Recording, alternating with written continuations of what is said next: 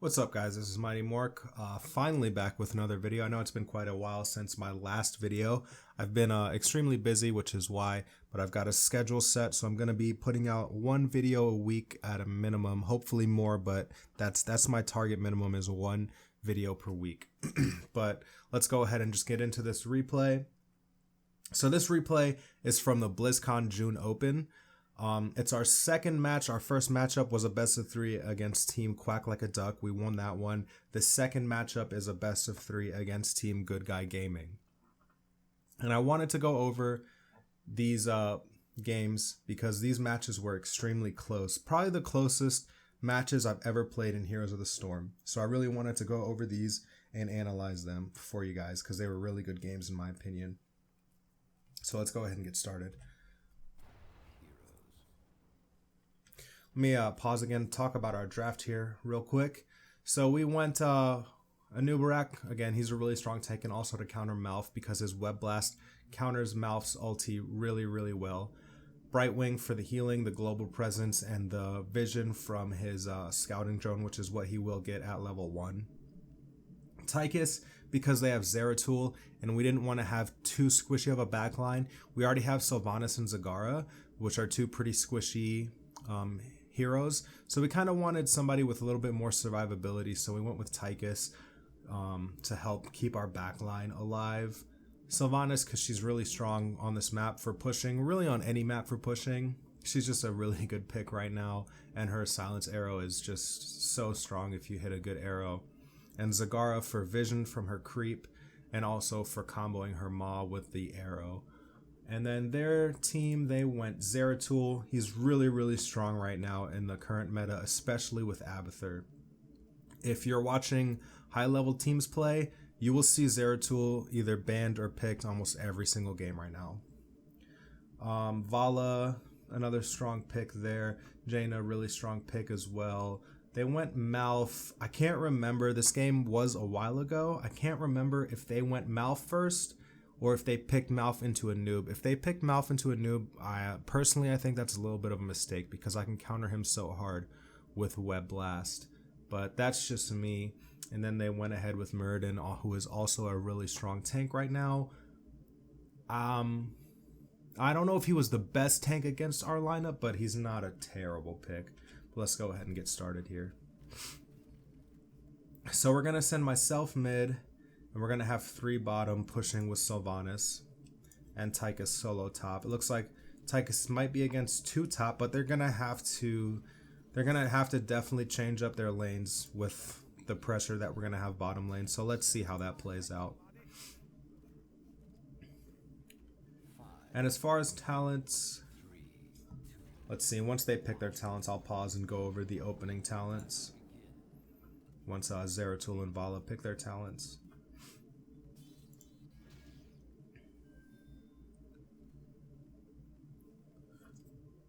Come on, Vala, what are you doing? I want to go over talents, but I'll talk about our opening strategy here. So I'm sitting here for extra vision and to be able to respond in case they rotate down on my team, in case they're expecting this. A lot of teams, when they see Sylvanas, they know that you're going to try to get either damage or down a tower as early as you can. So a lot of teams will hang around mid. They'll have like 3 or 4 people hang around mid so they can respond to either lane quickly and push you guys back. So I'm sitting here instead of sitting up here in lane just because it's, you know, a little bit quicker to get to my team and also to provide extra vision. We got the 1 scouting drone going down here. The other scouting drone should be going down about right here. Yep, and then this tower is already almost dead 22 seconds into the game. So they're finally responding. Jaina, Zeratul, and Muradin are coming down. I'm sitting here with the vision. I let my team know they're coming. Just buy them some time by dismounting her. Zeratul's going around and they already got the tower down. So that's pretty good for us. And now I'm sitting mid and they're also missing out on mid soak. So we're doing pretty good. We got a little bit of an XP advantage, not too bad. Let me pause now and talk about something else. Another thing that's nice with our comp against their comp is they have Zeratul. Zeratul doesn't want to sit in lane. Zeratul wants to go around and gank and try to harass other lanes to give his team an advantage. Sorry, excuse me. Keeping Zeratul in lane like this is really good for us because it basically his early game is completely screwed by having to sit down here and try to help his team defend our push. And let's talk about talents now, since Vala finally picked hers. So Muradin went block, not a bad pick at all with our team. You know, we have me and my Beetles, which is a lot of auto attacks. We have Tychus, Sylvanas, and Zagara. So that's block is a pretty good first pick there. Winner's Reach is interesting. Don't really see that taken a lot first personally on Jaina. Conjurer's Pursuit, pretty standard. Regen Master, nothing too crazy. And cost-effective materials. Also an interesting pick there for me personally. Yeah, we'll see what kind of build he's going for here. I'm going for a pretty standard. My first 3 talents will be Beetle build because Beetles are just really strong. I think they are nerfing them a little bit on the upcoming patch tomorrow or today, depending on when I upload this video. So it'll be interesting to see if the standard build for a noob changes after that. Scouting Drone on Brightwing for the vision. Armor piercing rounds on Tychus with the wind on Sylvanas, and reconstitution on Zagara. So that's all pretty standard stuff. Let's go ahead and resume here. So like I was saying, Zeratul has to sit down here now, or else we're just gonna push this lane way too hard. So that really just gives us an advantage already, because they picked Zeratul with the intention of being able to roam, and we're countering it just by playing our comp the way we want to play. So we're kind of dictating the game right now. And I'll be mid against Muradin. These lanes will probably be pretty stagnant and boring. There won't be much going on here. Most of the action will probably be happening down here. So Zeratul's going to try to leave here and try to get a gank on me mid, it looks like.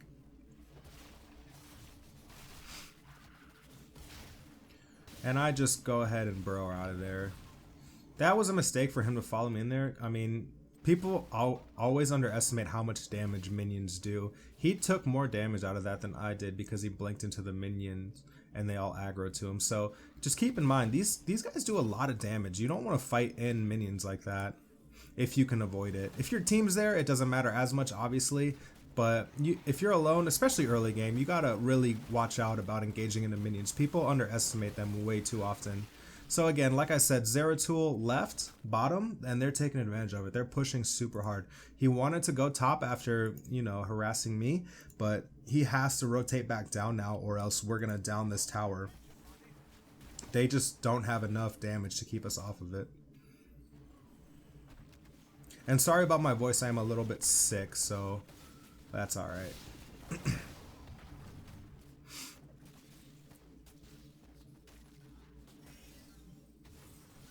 He's just clearing their vision. He still wants to roam around, but like I said, he can't leave this lane.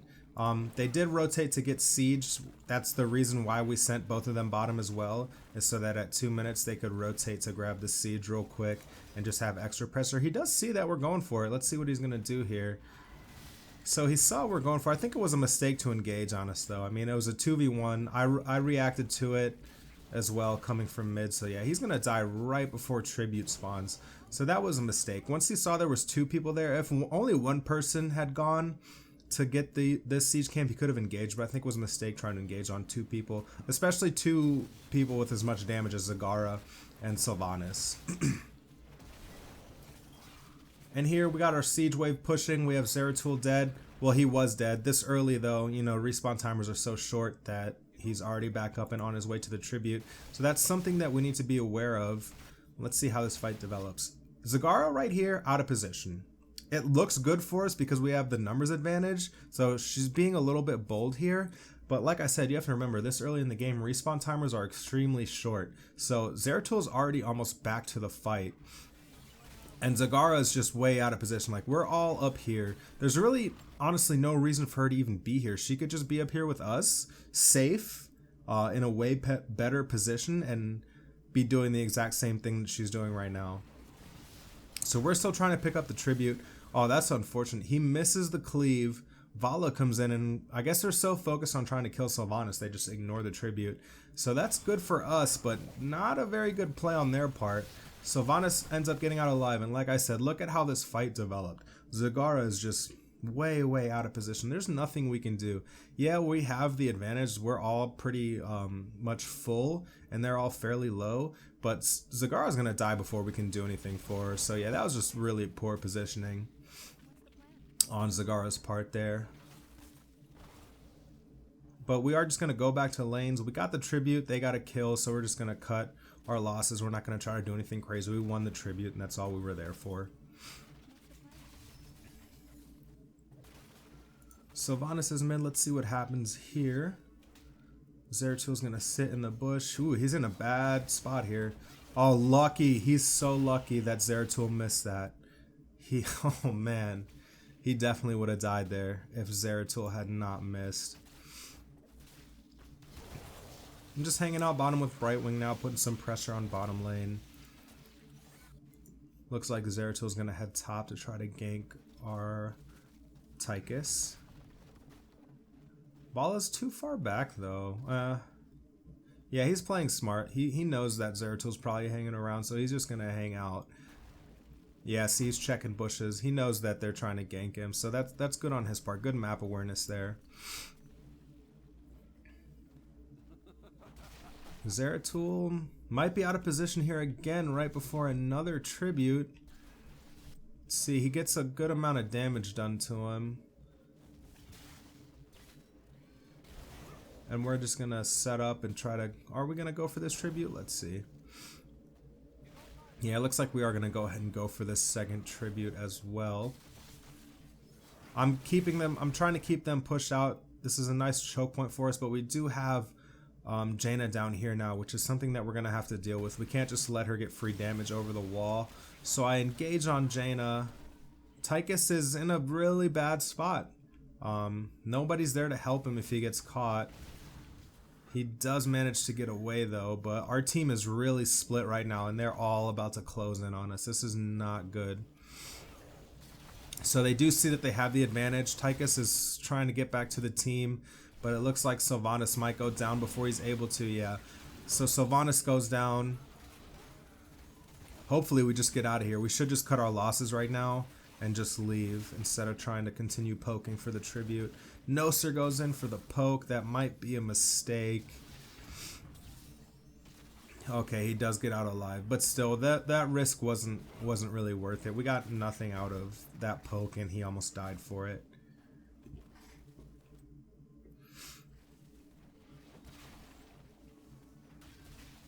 Sorry, I didn't mean to pause there.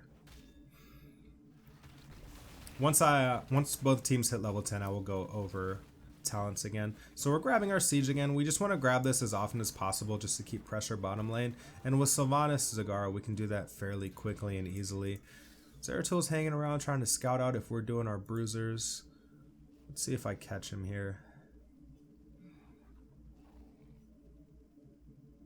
Nope. Just go right past him. Zagara's coming up behind. We're just making sure that they don't get free push anywhere. Brightwing's still just hanging out bottom, waiting for the siege minions to come. It looks like Zagara might be caught here. I try to help her, but I just go onto the other side of the wall.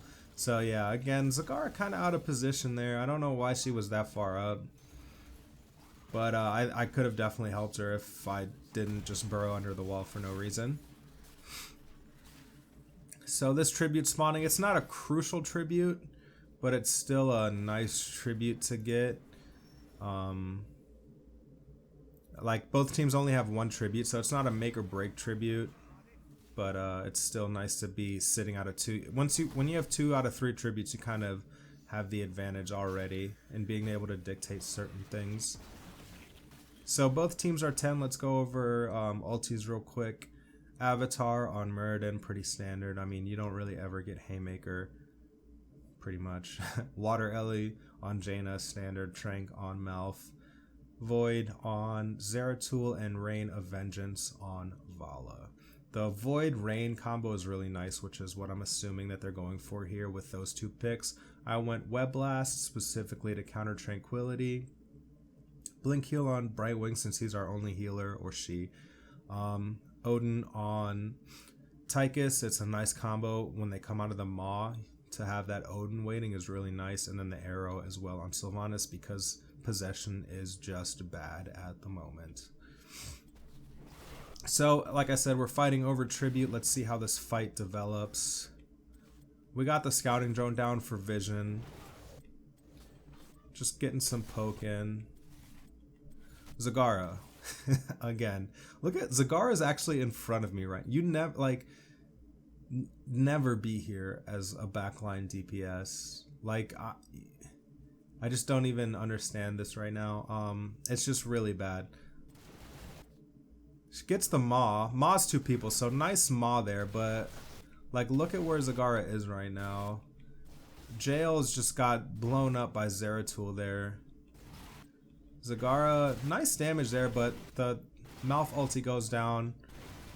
And I'm stunned. I can't get the web blast off and I go down. So this fight is not going well for us at all.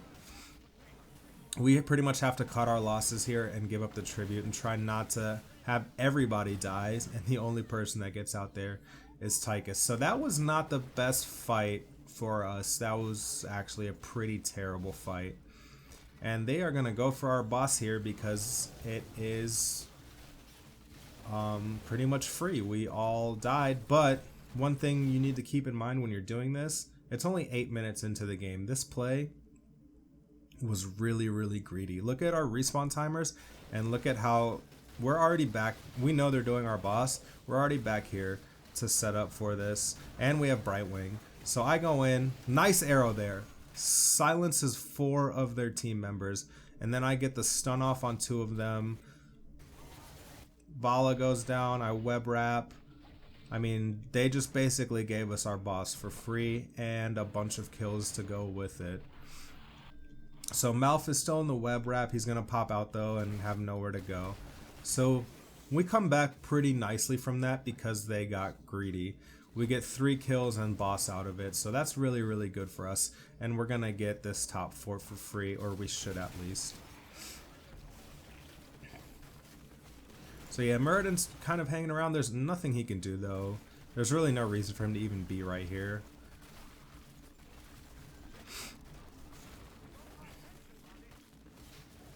And now we're going to try to rotate down and see if we can get their boss while they're dealing with this boss up here. Nope, but we do just stop mid. I think it's the better play to stop mid as long as we don't go to their boss after. Like I said, it's been a while since we played these matches, so I don't remember exactly everything that happens. We're going to just back off and do our bruisers here. So we're up by 1 fort right now. Levels are pretty much even. They're a little bit ahead of us in XP. They're going to hit 13 a little bit before us, but not too much to where they'll have a huge advantage. And I will go over talents again once both teams hit 16. So they grab their siege. We're getting our bruisers. Zeratul's harassing me mid. We're still pushing. I'm not sure why they weren't pushing bottom harder there. They probably could have done some decent damage to that fort.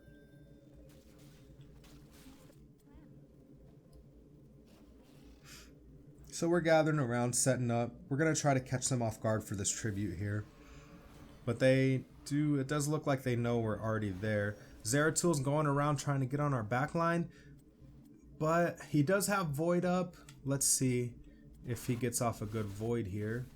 So he's on our back line. This was a really nice play here. As soon as he was on our back line, Brightwings polyed him, and we all turned on him because we knew if we blew him up, we win the fight. They have no Void now, and it's 4v5. So we blow up the Zeratul. The silence goes out. Really nice silence. Hits 3 of them, and this fight's pretty much ours. They have to back up or risk losing their entire team here. The Odin, I think, was kind of wasted there. We had no way to keep them there. Yeah, I don't think the Odin was used very well there. They were already backing off, and we had no hard CC to keep them there. So we got the curse, and we're gonna go for their boss.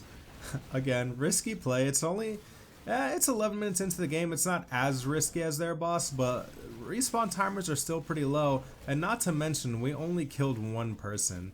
They still have 4 people alive. So we're gonna go for this boss. Let's see what happens. So their entire team's here now. They're gonna engage on us, and our backline is pretty vulnerable here.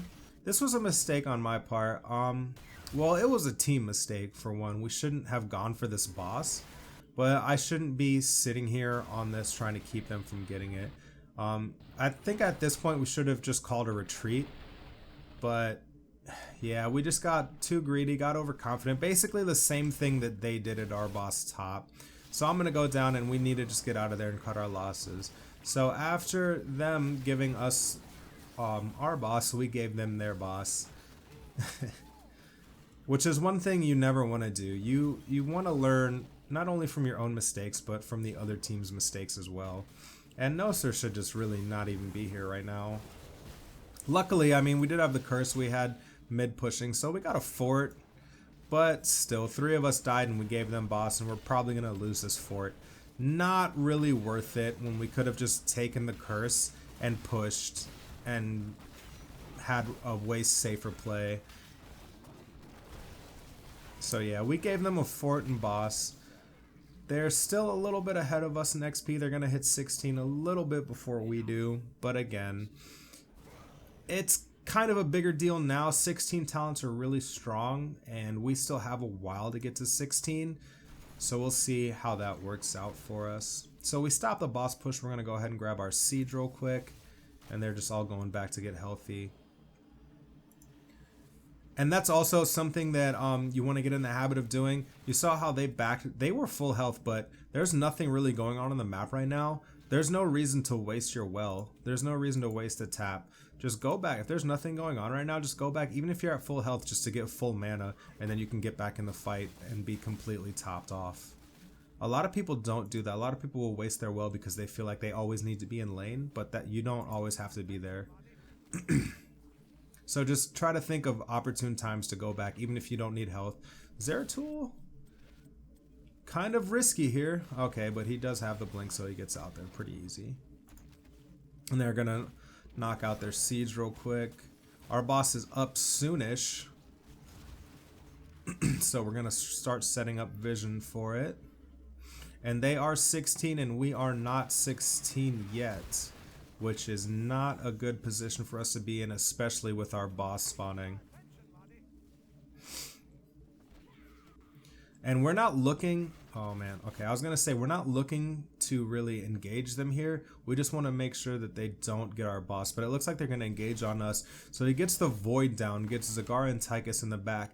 Now here I like this play by us. Instead of most people, their first instinct as soon as they get hit by void, or any part of their team gets hit by void, is to just jump in the void with them. But we didn't want to bunch up like that with the amount, with Reign of Vengeance and with Jaina's CC with her AoE damage and her CC, AoE CC.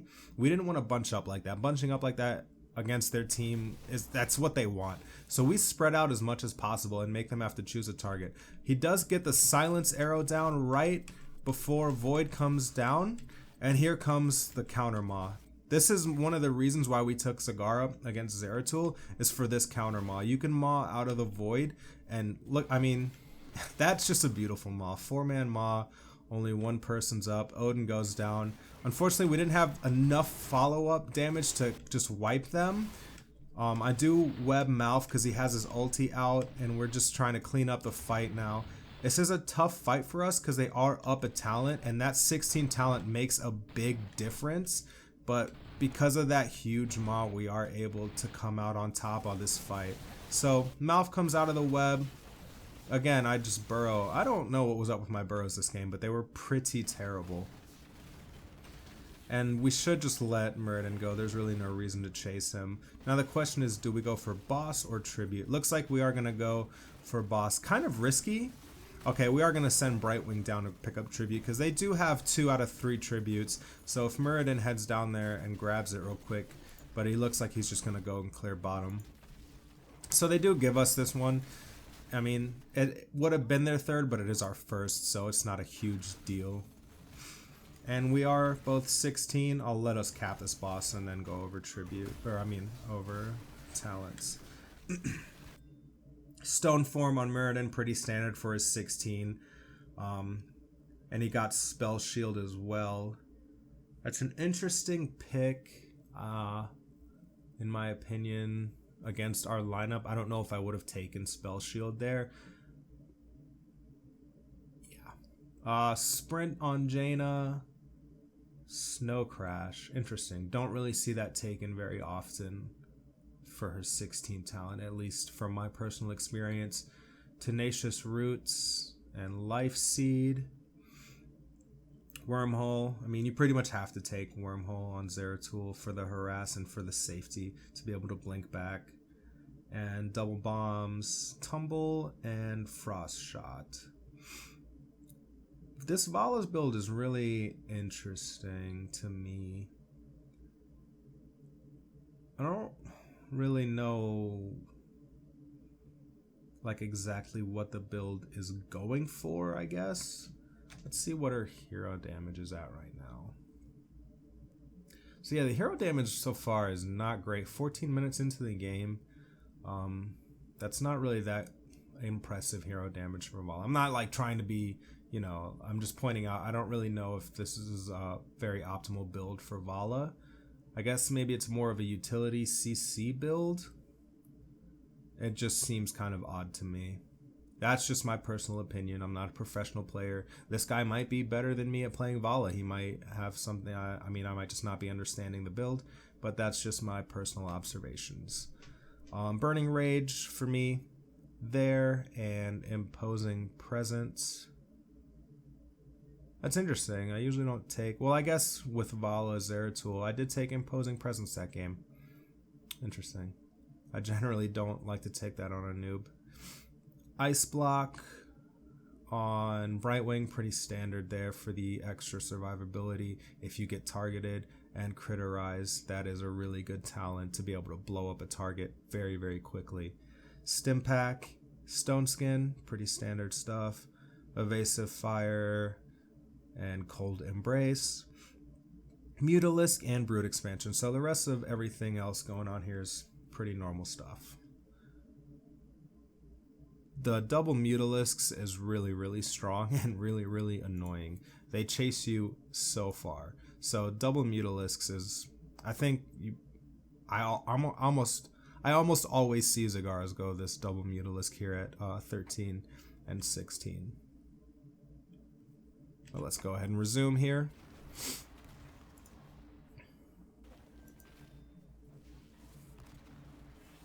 So we grab boss. Gonna do our bruisers here. Both teams level 16. We do have the pressure from boss going top.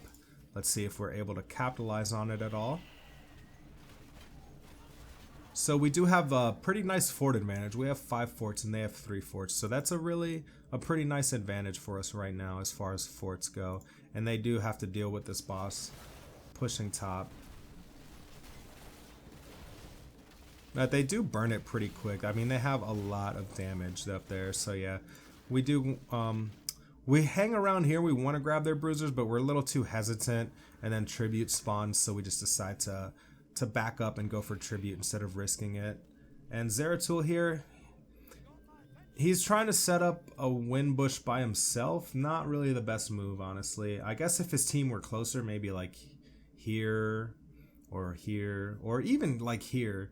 But his team's just too far away right now to respond to, like if he drops a Void Prison right now or anything, like it'll be wasted just because of how far his team is from him. So he engages on Tychus. Tychus backs up, pops first aid. I burrow under and actually hit a nice burrow that time. We get the polymorph down on him, and because of the Critterize, like I said, that talent's really strong. He critterized him, he's polyed, and he takes 25% more damage, and with all of us hitting him, he just gets blown up way before his team can even respond. Which is nice for us. We do send Brightwing up to grab the tribute since she can just teleport on us while we push. I think that was a mistake by Jaina to Well, hold on. Let's think about it here. I mean, Jaina could have probably easily actually, forced Brightwing off that tribute. I don't know if it would have been worth it to blow everything on it, but I guess since it wasn't our third tribute, I don't know. Me personally, I would have gone for it. I mean, I would have gone for it. I would have tried to kill Brightwing or force Brightwing to TP and then grab the tribute. And also by doing that, see, she went back to defend because we're pushing, but by engaging on Brightwing and threatening to get their third tribute, it would have made us we would have had to back off anyway. We can't just let her free get their third tribute, right? So this was just a bad play in my opinion. There's no reason for her to back off this tribute. She sees that 4 of us are mid, so that means only Brightwing is here. So I think the way better play would have been to just for her to hard engage on Brightwing, and even if she didn't kill Brightwing, it would have forced us to go back and help Brightwing or stop her from getting the third tribute. But let's see what happens. So we get the free tribute out of that, and we're just poking mid, trying to do some damage.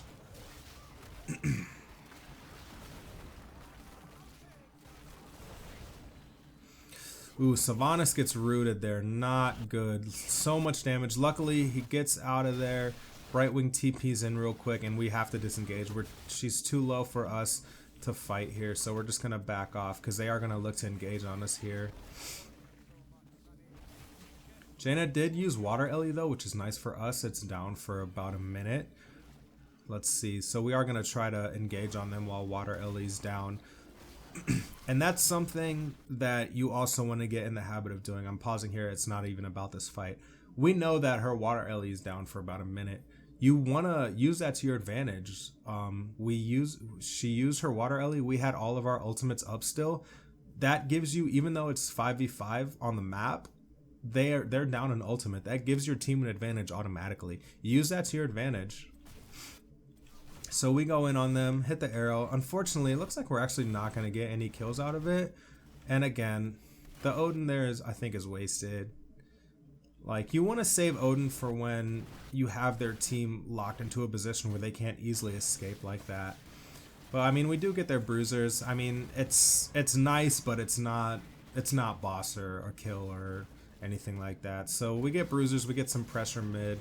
And this tribute spawns. This tribute is crucial for both teams, and we really screwed that up. I don't know what we were doing so long down here, but this is a crucial tribute, and we're going to give it to them for free.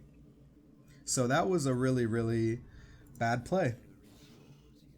And let's see what happens here. Both teams are level 18, 10 kills to 12 kills, 5 forts to 3 forts. So like I was saying, really close game.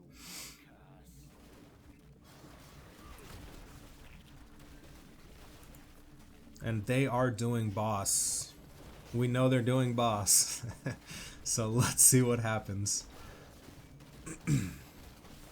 So we're heading out. We're gonna go try to get them off this boss. I get rooted. That's not too bad. This is a dangerous spot for us to fight in though. He could hit a really nice void here. And they messed that up. That's a bad void in my opinion.